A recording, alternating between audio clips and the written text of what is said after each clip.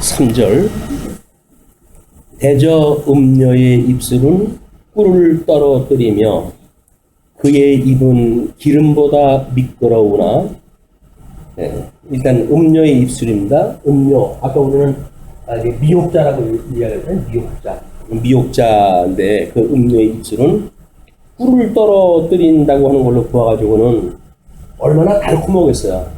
미혹이라고 하는 것은 일단은 달콤해야 돼. 이게 달콤해야 미혹이 되지. 달콤하지 않으면 미혹이 될 수가 없으니까 달콤하고, 그리고 그의 입은 기름보다 미끄럽대요. 그 미끄럽다는 이야기는 아주 일사불란한 논리적이고 뭐 거부할 수 없을 만큼의 이런 그 내용을 가지고 미혹을 갖다 해오는 것이 음녀의 입술의 모습으로 소개가 되어져 있어요. 그런데 문제는 그 결국이 나중은 쑥같이 쓰고 분할 가진 칼같이 날카로우며 심판대 위에 이제 서게 돼서 끝내 그의 발은 사지로 내려가며 그의 걸음은 스올로 나아가나니, 멸망의 길로 가게 되어지는 거야. 그러니까 현상 세계 속에서 달콤한 어떤 현상 때문에 이 건강을 해치는 일도 마찬가지 아닙니까?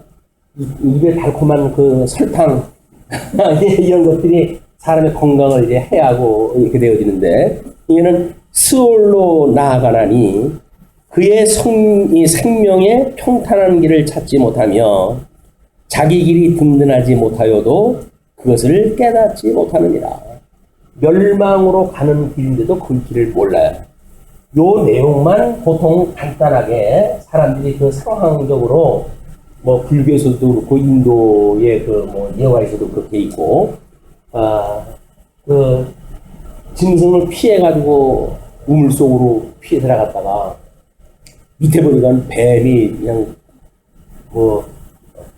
또 아래 틀고들 있고 그러니까는 칡렁풀을 붙들려가지고 매달리고 있는데, 근데 그 위에서 하얀지 검은지가 들락날락 하면서 칡줄기를 갖다가 조금씩 갉아먹고 있는 거예요. 근데 그때 마침 그 옆에 그 꿀송이가 하나 있는데 거기서 또 꿀이 떨어져요. 그걸 혀를 받아먹으면서 모든 그 주변의 고통을 다 잊어버리고 그러고 있는 것이 인생이라고 이제 그랬거든요. 우리 달콤한 어떤 그 미혹, 세상이 주는 것들, 성경 신약성경은 그거를 귀에 들리기 좋은 이야기라고 이렇게 이야기를 하죠. 말씀을 귀에 들리기 좋은 이야기를 말세의 징조로 해가지고 사람들이 자기 귀에 듣기 좋은 이야기를 이제 붕대고 온다 이렇게 이야기하는데, 그게 결국 멸망의 길로 가는 거예요. 멸망의 길로. 이것은 지금 이제 저자인 솔로몬의 잠언서를 썼을 때 중년기라고 이렇게 이야기하는데, 중년기면 아마 그때 많은 여자들을 허구에 어떤 그런 그 썸씽이 만들어가고 그럴 때가 아닌가 모르겠어요.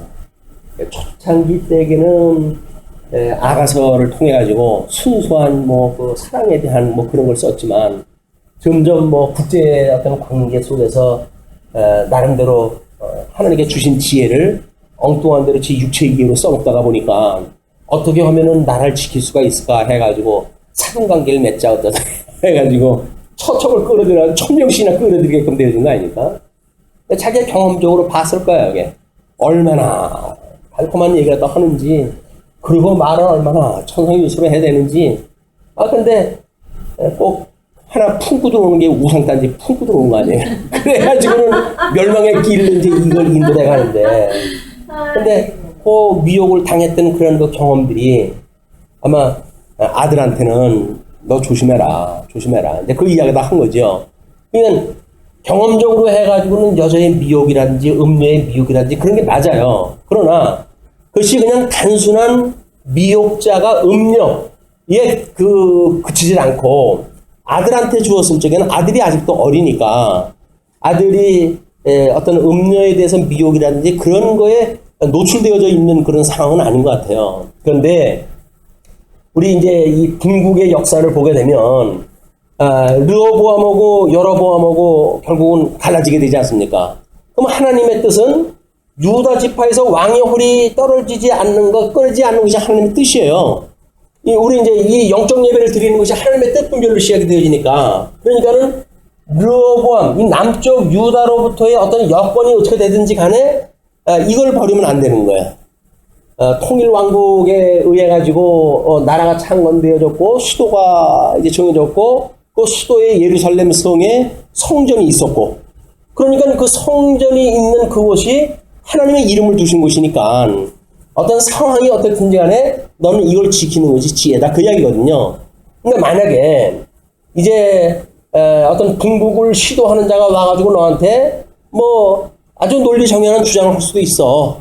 그런다고 했을 때 너는 그들의 말을 듣고 이쪽으로 따라간다든지 그러지 말고, 어찌됐든지 자기는 이 하나님의 선하신 뜻이 담겨져 있고 하나님의 이름이 있는 성전이 있는 이 수도를 버리면 안 돼. 하나님의 언약대로 이루어지는 역사를 포기하면 안 돼. 그런 그 이야기를 해주는 거란 말이에요. 그리 하니까 그 7절서부터의 그 내용은 14절까지 지혜를 들으라고 훈계를 하거든요. 뭐 하나는 지키라는 거고 이제 들으라는 이야기나 뭐 마찬가지지만, 그런즉 내 아들아 나에게 들으며 내 입의 말을 버리지 말고, 내가 지금 말하는 거 허투루 듣지 말어, 그런 거 이야기예요. 내 길을 그에게서 멀리하라. 그냥 뭐 나라를 다시 세우겠다는 무슨 뭐 너한테 겁박을 준다든가 뭐 이렇게 했을 때 그런 그 일들에 말려들어 하지 마라, 그 얘기죠. 내 길을 그에게서 멀리하라. 그의 집 문에도 가까이 가지 마라. 너를 미혹하려고 하는 자들이 있으면은 이제 너한테 미사 여구를 통해 가지고 이제 대의 명분을 이야기를 해가지고 이야기를 할 거야. 거기에 미혹되지 말라, 그런 그 이야기죠. 두렵건대 내 존영이 남에게 잃어버리게 되며 내 수완이 잔인한 자에게 빼앗기게 될까 하노라. 만약에 그렇게 됐을 때 먼저 그 르호보암하고 이제 여로보암이 열지파를 끌고 나가잖아요. 열지파를 끌고 나갔을 때 르호보암이 공격을 하려고 그러잖아요, 이걸. 근데 하나님께서 말리시죠. 공격을 갖다 말려요. 그들도 너의 백성이고 나로 말미암은 일이니까 공격을 멈춰라, 이제 이렇게 이야기가 되어지거든요. 그 이야기는 뭐냐면 하나님께서 궁극이라고 하는 역사를 통해 가지고 그 이스라엘 백성들의 지금 이 잘못되어진 것, 그래서 잘못되어진 왕조를 하나님께서 멸망을 시키고, 그리고 그 12지파에게 고난을 통해 가지고 급기야 포로로 끌려가는 이 과정의 섭리라도 하셔야 되거든요. 하나님께서 이거 주권적으로 섭리라도 해가실 거란 말이에요. 그런데 어떤 상황을 봐가지고 네가 거기에 빠지지 마라, 그 이야기예요. 우리가 가끔가다 그런 경우가 있습니다. 어떤 세상에 주어지는 뭐 교회 어떤 정치 같은 것도 마찬가지겠죠. 옳은 것이 있고 그런 것이 있어요. 그러면 옳은 것이 있고 그런 것이 있다고 했을 때 자기 믿음의 수준만큼, 우리 믿음의 분량만큼 생각을 갖다 하라고 그랬으니까 수준만큼 판단을 갖다 할 거 아니겠어요.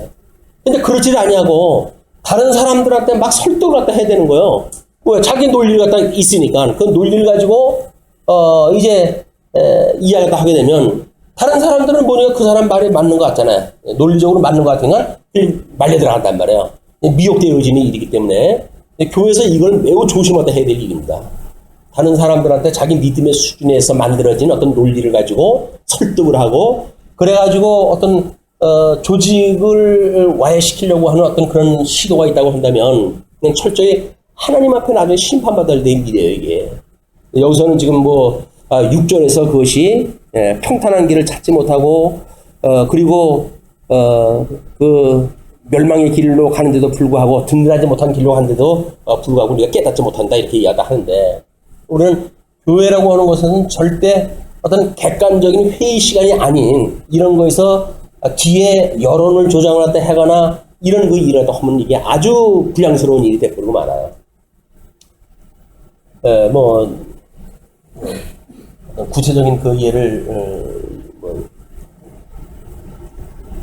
강의 시간에 이걸 할 수는 없는 거니까 한 1년에 어떤 그런 사태들도 마찬가지입니다. 그래서 지나치게 의롭지도 말고 라고 이야기를 해요. 지나치게 의롭다는 이야기는 뭐냐면 하나님의 해가시는 의도가 있어요. 근데 그거를 자기의 의를 가지고 지나치게 의로워진다고 한다면 절대적으로 해서는 하나님의 기뻐하시는 뜻일지는 몰라요. 그냥 객관적인 사실로 하나님 기뻐하시는 뜻이에요. 근데 지금 현재의 하나님의 기뻐하시는 뜻이라고 하는 그거는 망하게 하시는 길이에요. 불의가 드러나게 하셔가지고 불의를 통해서 몰라 갖다 해가실 거예요. 근데 자기 의를 가지고 대적을 하게 된다면 이거는 하나님을 대적하는 일이랑 똑같다는 거 아니야? 그럼 자기의 의지 결국 하나님의 의가 되질 않는다. 근데 이런 걸 모르게 되면 성경적인 어떤 그런 그 지식을 가지고 뭐 그냥 뭐 이제 이런 일 저런 일을 갖다 해대고 이제 이렇게 되어진데 그건 지혜로운 일이 아니다. 사태를 보게 되면 하나님의 행하신 일이 있게 되면 자기가 물러나가지고 하나님의 뜻이 어디에 있는지 이걸 분별을 생각을 해야지. 어떤 개념화되어져 있는 우리 이제 그 주지주의자들이라든가 뭐 이런 데서 이제 그 함정에 빠지기 쉬운 건데 율법주의라고 하는 건 율법의 최강의 그 개념으로 정리가 되어진 것들 아닙니까? 그렇지 않으면 전부 정죄의 대상이 돼버리니까 그렇진 않다. 예수님께서 오죽하면 죄가 없는 자가 돌을 쳐라 그렇게 했을까요? 너희들 전부 죄라고 하는 걸 지금 율법이 말하는 건데 뭘 지 혼자 잘났다고 해가지고 그게 말이 되냐? 근데 그 얘기거든요. 근데 그렇지 않다고 한다면 그러면 불을 갖다 하는데 내버려 두란 말입니까? 뭐 이렇게 이야기를 하고 그러죠. 근데 금자씨가 이야기를 했어요. 너나 잘하세요. 각자가 자기가 믿음의 분량만큼 분수를 자기가 지키면 되는 건데 그거를 나서가지고 다른 사람을 주관을 갖다 하고 이렇게 함으로 해서 이제 함정에 빠지게 되어진다. 그러니까 내 아들들아 나에게 들으며 이 아들들이라고 해서 복수를 써요. 여기서부터는 또 그 이야기는 뭐 앞으로 이제 계속되어지는 뭐 그런 아들에 대해서 이야기할 수 있는 거겠죠. 그래서 내 입의 말을 버리지 말고 내 길을 그에게서 멀리하라.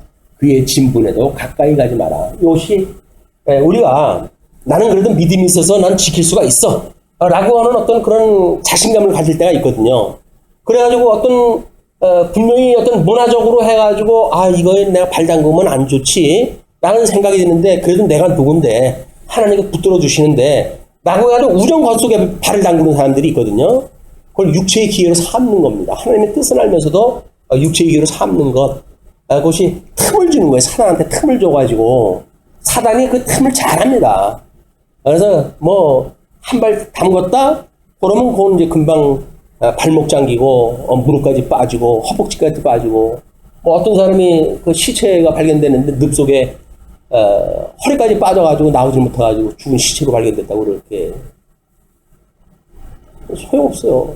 빠지면 자기 힘으로 어떻게 방법이 없어요. 이거 지금 그 이야기를 하는 겁니다. 그리고 존용이 남에게 잃어버리게 되면 여기서 만약에 북쪽 이스라엘을 해가지고 전사나 당하게 되면 그럼 완전히 뭐 자기는 망가지는 거 아니겠어요?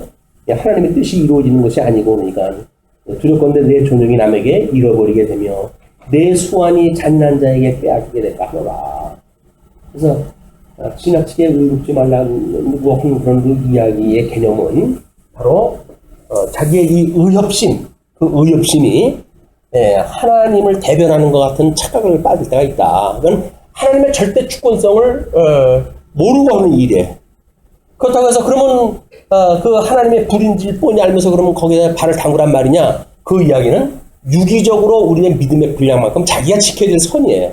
오늘 그 두 가지 예를 고루 우리가 지켜 나갈 이유가 있다. 두렵건대 타인이 내 재물로 충족하게 되며 자기가 가지고 일건 다 재물을 갖다 모아놨는데 허튼 자하고 괜히 시비가 걸려가지고 수완을 뭐 놓치거나 존용이 없어지거나 그럼 다 다른 집으로 갈 거 아니겠어요? 그러니 내 수고한 것이 외인의 집에 있게 될까 하노라. 그래서 하나님의 이름을 두신 곳이 가장 영광스러운 곳인데 네가 만약에 그걸 잃어버리게 되면 이거는 이제 나중에 유수라고 하는 그 지경에서 나타나는 현상이지만 하나님의 영광을 두신 성전이 불타고 그 도성이 불타고 그렇게 되어진단 말이에요. 이게 결국은 그렇게 되어지는 거니까 그렇게 하지 마라. 또 두렵건대 마지막에 이르러 내 몸, 내 육체가 쇠약할 때에 내가 한탄하여 말하기를 내가 어찌하여 훈계를 싫어하며 내 마음이 꾸지람을 가벼이 여기며 내 선생의 목소리를 청종하지 아니하며 나를 가르치는 이에게 귀를 기울이지 아니하였던고. 그래서 나중에 이제 이를 갈며 슬퍼함이 있으리라라고 이야기했던 것처럼 돌이킬 수 없을 때가 가가지고 이제 이걸 후회를 갖다 해도 소용이 없다는 거죠. 우리가 하나님의 말씀을 듣고 깨닫는 이런 그 일들을 갖다 했을 적에는 이렇게 마지막 쇠약할 때까지 가는 그 일들이 있기 때문에 그 교훈을 너희들은 들으라. 그런 그 이야기입니다. 그다음에 15절로 23절 젊어서 취한 아내를 즐거워하라고 이제 훈계를 하거든요. 그래서 말하기를 내가 어찌하여 훈계를 싫어하며 내 마음이 꾸지람을 가벼이 여기고 내 선생의 목소리를 청종하지 아니하며 나를 가르치는 이에게 귀를 기울이지 아니하였던고. 하나님의 말씀은 이 교훈과 책망과 바르게 함과 의로 교육하기에 합당하다. 이게 하나님의 말씀이거든요.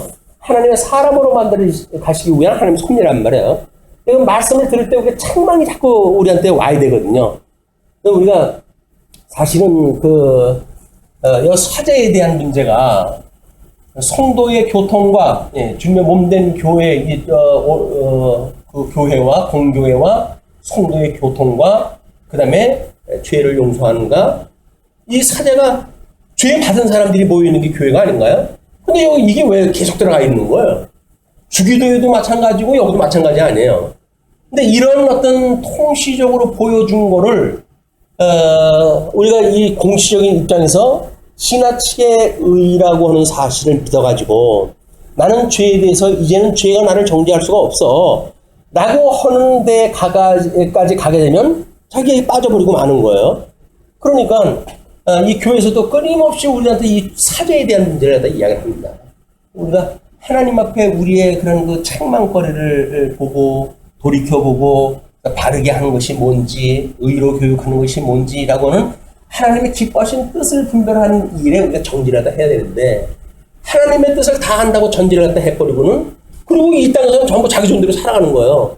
이것이 신앙하고는 아무 상관없는 그런 일들이다. 그래서 영적 예배라고 하는 그 이야기는 하나님의 선한 뜻을 끊임없이 분별하는 일이기 때문에, 잘못되어진 것이 있으면 그때그때 전부 회개가 돼야 되고, 이게 생각이 돼야 된다는 거예요.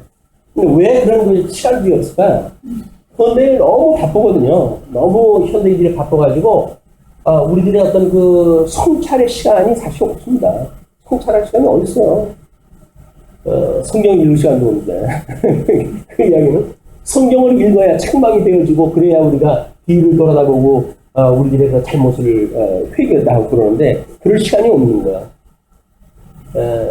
어떻게 보면, 1년 1독이라고 하는 성경 읽기의 그것도, 너무 목표에 우리가 빠져버리는 한도 있지 않을까. 근데 그런 그 생각도 없지 않아 있어요. 근데 워낙, 텍스트에 대한 기본 실력이 없으니까, 그런 기본, 배양이 필요하다라고 하는 관점으로 시작이 되었지만, 어느 정도 되어지게 되면, 성경 그렇게 읽을 필요 없죠, 이제는.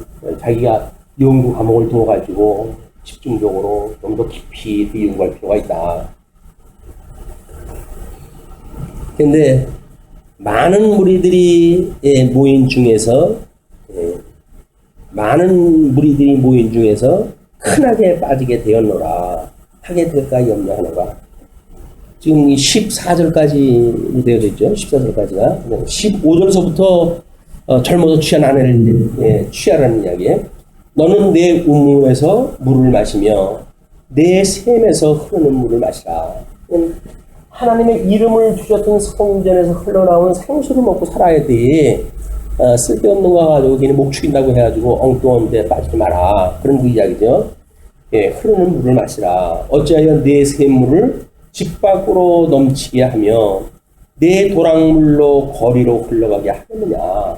그걸로 해가지고 이 북쪽 이스라엘에 어떤 빌미를 주거나 그런 걸로 삼지 말고, 그 물이 다만 내게만 있게 하고 타인과 더불어 그것을 나누지 말라.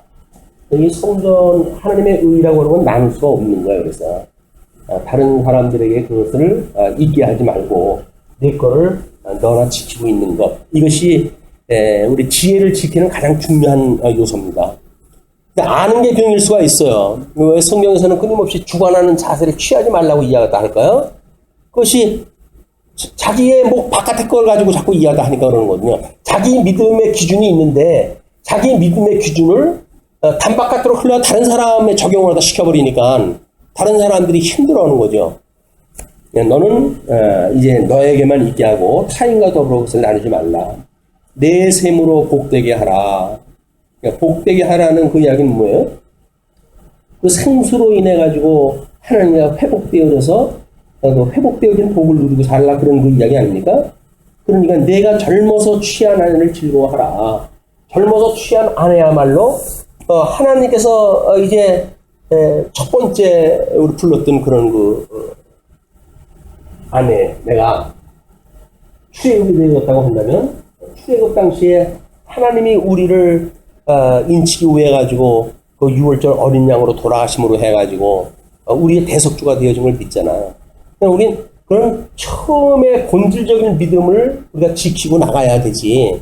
중간 과정 논리를 가지고 이것이 왜곡되어지게 되면 본질을 놓치게 되어져요. 그래서 우리가 이 믿음 생활도 마찬가지로 기초가 단단한 것이 매우 중요한 겁니다.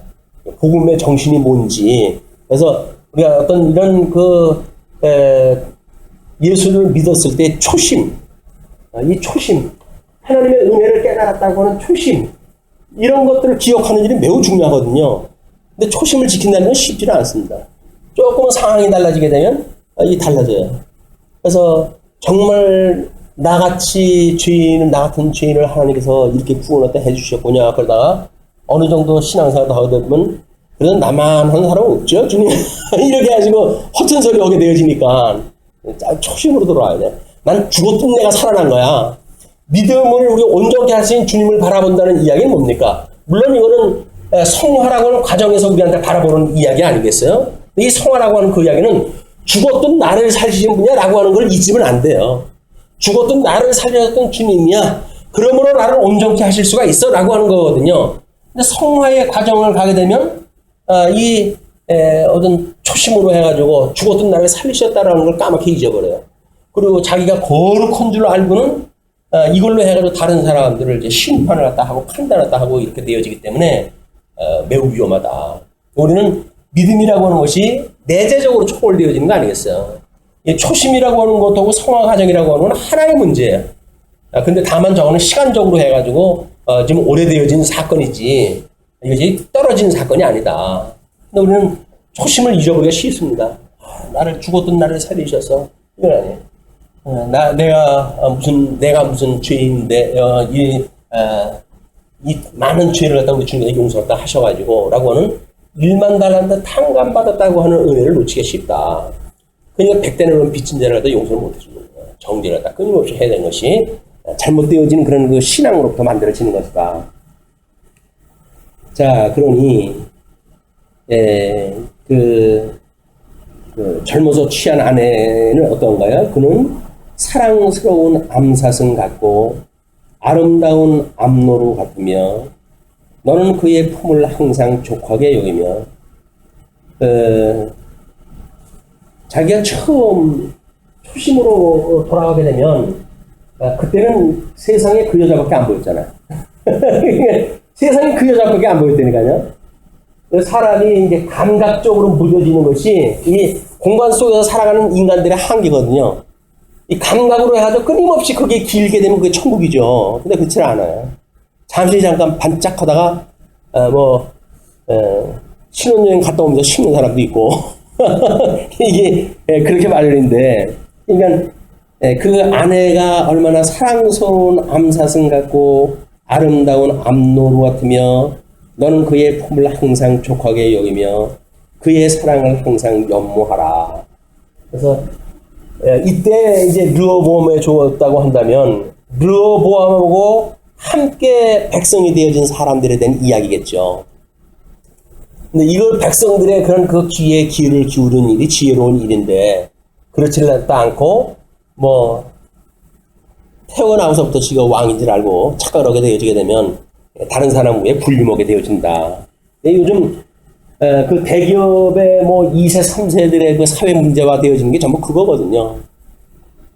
뭐 장관하고 뭐 그 여당 그분하고 둘을 비교했다 했더라고요.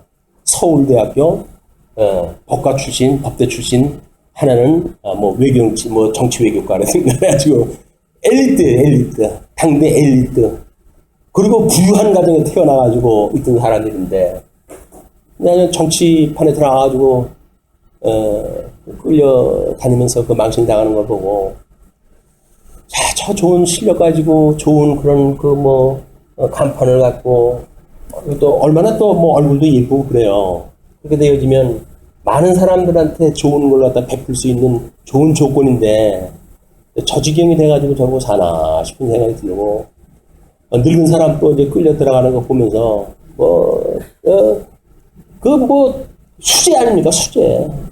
그런데 그 나이를 먹어가지고 그 많은 사람들 앞에 입방을 오르내리고 살아가는 인생이 그게 뭘 취한다고 해서 뭘 얻었다고 그러고 살겠어요.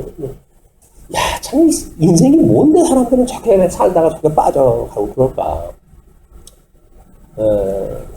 너무 소시민적인 얘기인지 모르겠지만 네가 맛을 몰라서 그렇지. 그 맛이 어떤 맛인지를 알면 너 그런 소리 못해 그럴지도 모르죠. 맞아요. 맛보기 전에 그런 것들은 자꾸 끌어내는 훈련을 해야 됩니다. 거절하는 훈련도 필요하고.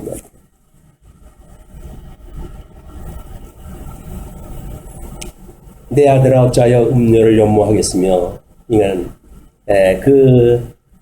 너에게 첫사랑이 얼마나 아름다운데 어찌하여 음료를 연모하겠으며 어찌하여 이방 계집의 가석을 안겠느냐.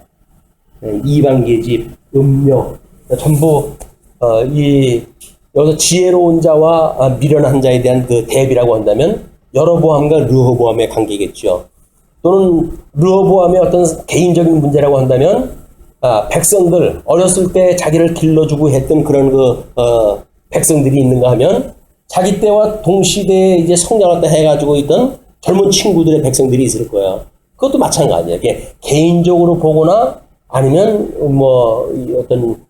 여로보암과 대비적으로 본다든가 이런 여러 가지의 각도로 우리가 볼 수가 있는데, 너의 음료를 염호하지 말라. 대저 사람의 길은 여호와의 눈앞에 있나니. 끊임없이 우리가 신 앞에 하나님 앞에 서요. 그래서 예수님이 오셨을 때 유대인들이 사람들 보이기 위해 가지고 그 구제를 갖다 하기 위해서 종을 쳐가면서 쇼를 갖다 하잖아. 요즘 어떤 분이 와가지고 대선 출마하는 바람에 해가지고 자기는 사건 하나 터지면 사람들이 시비를 걸고 막 그냥 난리가 나는데, 그 많은 영광을 얻었으면 그냥 그 지혜로운 걸로 가지고 다른 사람들한테 그런 거 베풀고 살면 얼마나 좋았을까 싶은 생각이 안타까워요. 그 노구에 그걸 돌아다니면서 하게 되면 그냥 하는 것보다 사진 찍혀가지고 망신 안 해요. 10,000원짜리 하나 넣는데 2장을 넣어가지고 가지고 망신했다 하고, 티스잔으로 술 먹다가 망신 나고 해가지고 사사건건 다 망신이에요. 10년을 한국에 떠나져 있기 때문에 한국 사람들의 어떤 정서고 사실은 적응되기가 좀 시간이 필요합니다. 근데 국제적으로 그렇게 참 좋은 일을 하셨던 분이니 국가에서 오히려 그런 걸 다른 방법으로 할 수가 있는데 왜 대통령을 나와가지고 저 망신을 당할까? 어디 또 연출을 또 해야 되는가 봐요. 이제 사진을 찍어야 되니까. 그래가지고는 어디 슬픔에 처져 있는 사람들한테 손잡고 사진 찍자고 그래가지고 다른 사람들 쇼 오지 말라고 난리가 나.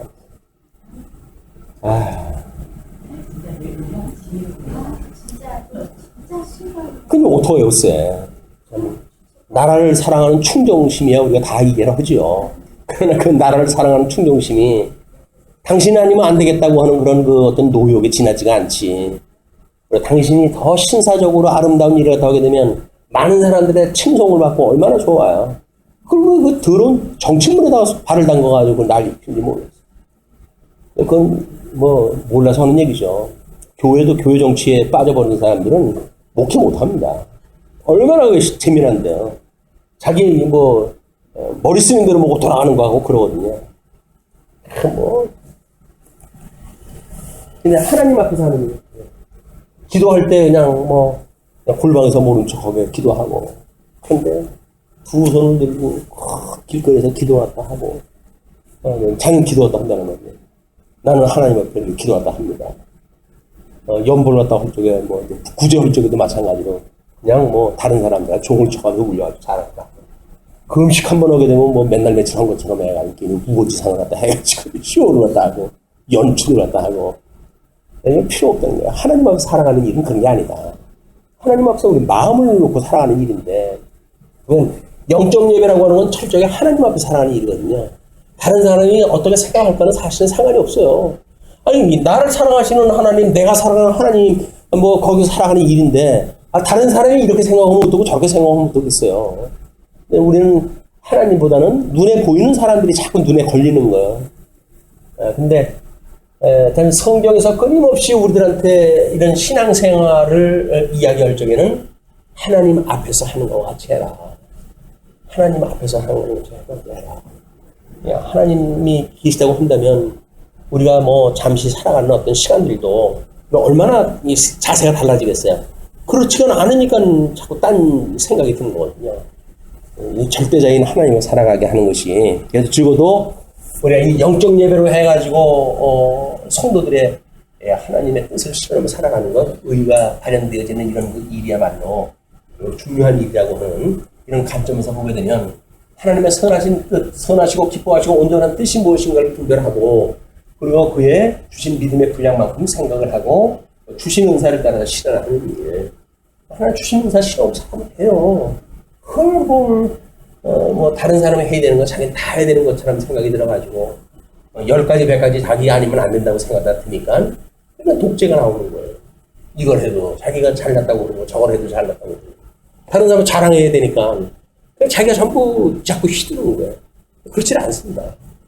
하나님께서 말씀 잘하게 깨닫게 하는 사람이 있고, 또 이렇게 세상의 이치에 잘 밝게 하는 사람이 있어요. 그러면 그분들은 그거 잘 보지. 그걸 목사가 다 잘 봐야 되나요? 목사가 나서도 그 일한다고 해가지고, 또 그냥 그 난리를 치고 그러는데, 이게 정권을 가지고 있다고 하는 오해로부터 만들어진 일이다. 하나님 앞서 우리는 각자 받은 은사가 달라요. 네. 그것만 인정하면 돼요. 하나님께서 나를 사랑하셔서 이런 은사를 주셨구나. 그리고 그 은사만 우리가 신으로 살아가면 되는데, 다른 사람하고 비교했다 해가면서 이것도 있어야 되고 저것도 있어야 되니까, 괜히 이제 이게 허영심이 들고, 그러니까 문어발처럼 자꾸 영역을 넓히고, 그러다 보니까 시험에 빠지게 돼요.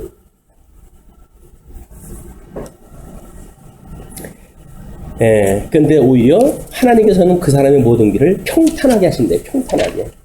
하나님의 그 말씀을 깨닫지 못하게 되면 평탄한 길을 찾지 못하고 든든하지 못하여도 그것을 깨닫지 못한다고 이야기를 했잖아요. 근데 그걸 지키게 되어지게 되면 오히려 모든 길을 평탄하게 하신다. 또 오히려 하나님 앞에 살아가는 그런 그 사람들은, 하나님 앞에 붙들려 사는 사람들은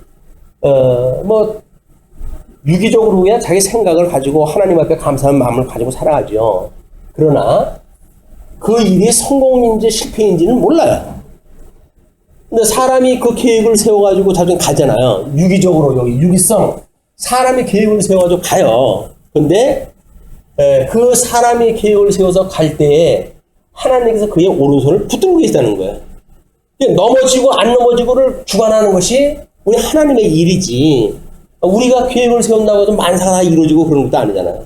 하나님의 절대 주권을 인정을 하고, 그렇지만 사람의 길을 정하고 사람이 그 계획을 할지라도 그걸 이루시는 분은 주님이다 라고 믿어야 오해가 없죠. 안 되면 하나님이 길이 아니었었군요. 하나님, 제가 생각이 짧았습니다. 제가 뭔가 저를 또 오바났다 해가지고 아마 생각을 했나 보네요. 나도 회개를 했다 하고 하나님 앞에, 그러면 하나님께서 원하시는 길을 알려주세요. 기도하는 마음으로 준비라도 하다 보게 되면 또 그런 길을 주시겠죠. 근데 하나님 앞에 살아가는 그 일을 철저하게 하나님을 인정하는 일인데, 범사의 그를 인정하는 일. 범사의 그를 인정한다는 이야기는 뭐예요, 결국은? 내가 그분으로 말미암아 지금 존재하고 있다는 거 아닙니까? 호흡까지도 이분이 나를 갖다 지금 하고 있기 때문에 내가 있다는 거 아니에요? 내가 지금 기도하는 것 주님께로부터 이게 기도하고 있다는 거 아니에요? 만사 만물이 주께로 나와서 주를 말미암고 주께로 돌아갑니다. 라는 이야기인데 아주 이 거국적으로 보게 되면 그런데도 우리는 과정에 빠지게 되면 뭔가 내가 가지고 있기 때문에 내가 뭘 갖다 하는 거고 내 지혜로 뭘 하는 거고 라고 해서 자꾸 내가 들어가는 거야. 내가. 나는 죽어서 없다고 그러면서 자꾸 내가 들어가는 거야. 하나님 앞에 자랑하려고. 하나님 저희 했죠. 잘했죠. 자꾸 이야기도 하는데 하나님께서 그러죠. 내가 한 거거든. 내가 한 거거든. 하나님 앞에 영광을 돌려야 되는데 하나님 제가 이거 잘했죠. 라고 이야기하니까 내가 한 거거든. 하나님이 그러신단 말이에요. 범사를 하나님께 영광 돌리는 일, 하나님 앞에 인정하는 일, 하나님께서 여기까지 인도하셨고 하나님께서 이런 지혜를 주셨고 하나님께서 이런 선한 일을 하게 하셨습니다. 하나님 감사합니다. 선한 도구로 쓰임을 받았으니까 얼마나 기뻐요. 감사하고. 그게 우리한테 좋은 일이지 자랑받는 게 좋은 일이 아니다. 예, 악인은 자기의 악에 걸리며 그래서 정죄함으로 정죄함을 받는다고 이야기를 하잖아요. 또는 그 로마서 거기서 이야기하는 것처럼 다른 사람을 정죄하고 그럴 일이 없다. 영적 예배를 드리고 성도들이 살아가는 삶은 철저하게 그냥 다 인정을 하는 거예요. 다 인정을 하는 거예요. 하다못해 원수가 굶으면 먹여주라는 거예요. 먹여주라는 거예요. 왜? 하나님이 주신 건데 불의한 재물로 친구 삼으면 그게 지혜로운 지 아니겠어요? 하나님이 주신 걸 갖다 자기가 얻었다고 생각이 드니까 원수한테 내가 그걸 왜 줘? 라는 생각을 들고 마치 영악스럽게 살아가는 것 같잖아요. 나는 손해보는 일 안 해. 이렇게 얘기하다 하는데 영악스러운 거고 지혜로운 건 달라요. 지혜로운 건 어떻게 보면 사람들이 보기엔 바보스러워요. 바보 같아. 바보 같아. 우리는 지혜를 세상적 지혜의 개념으로 우리가 오염되어져 있기 때문에 마치 영악스러워야 되고 나는 손해를 봐면 안 되고 이런 식으로 개념을 가지고 있으니까. 근데 하나님 앞에서 사용되어지는 그 지혜의 개념은 정말 세상 사람들이 봤을 때는 바보 같은 삶이다. 심지어 때리면 맞고 왼뺨을 때리면 오른뺨을 내주고 속옷을 갖고자 하는 자에게 겉옷을 내어주며 전부 그런 이야기들이에요. 그게 주라는 이야기가 이분을 소개하라는 거 아닙니까? 이건 예수 그리스도를 소개하라는 이야기죠. 왜? 내가 가지고 있는 가장 고상한 거고 가장 중요한 거니까 나한테 왼뺨을 떼어지게 되면 우리 예수 그리스도의 죽으심을 이야기를 하면서 이분을 생각을 하고 이분을 소개하고 그것이 오른뺨을 내대는 거예요. 원수가 배가 고팠을 때 먹을 걸 줘라. 먹을 거 밥 먹으라고 주는 건 아니잖아요. 요즘 믿는 사람보다 안 믿는 사람이 더 먹을 게 많은데 뭘 먹을 걸 주죠. 원수한테 복음을 가르쳐줘라. 말씀을 가르쳐줘라. 예, 악인은 자기 악에 걸리며 그 죄의 줄에 매이나니 그는 훈계를 받지 아니하므로 훈계를 받지 않는 거야. 우리 고집부통의 자식들이 이제 제일 훈련을 많이 받는 것이 훈계를 받지 않기 때문에 지혜로운 말 한마디 되면 네 하면 좋겠는데 참 살아가면서 그 자아가 뭔지 자기 자아가 만들어지면 남의 걸 인정을 하지 않냐고 자기를 낳은 부모도 소용없어요. 이제 자기 머리가 커지게 되면 훈계를 받지 아니하고 아니함으로 말미암아 죽겠고 결국은 죽어요. 심히 미련함으로 말미암아 혼미하게 되었느니라. 지혜의 말씀을 듣는 것, 예수 그리스도의 이 지혜의 말씀을 지키는 것, 지혜의 명철을 간직하는 것, 지혜의 근신을 우리가 이루는 것, 이런 모든 것들이 오직 예수 그리스도만 바라보고 예수 그리스도에 의해서 예수 그리스도를 위하여, 그러네 주를 인하여 주를 위하여 그래가지고 모든 게 이 주하고 연결되어져 있는 성도들의 삶, 주님의 몸된 교회는 예수님하고 이게 직결되어져 있는 거니까 우리 삶 속에서 예수님을 빼버리면 아무것도 없다고 생각이 드는 이런 그 믿음의 자세가 우리한테 필요하다. 예수님 오직 나의 생명주가 되시고 나의 생명이 되시고 나의 이런 우리 그런 대속주가 되시고 라고는 예수 그리스도와 더불어서 사는 인생. 하나님 앞에 이분으로 말미암아 우리가 찬송을 들리고 하는 것이 지혜자들이 갖게 되어지는 은혜라고 보여집니다.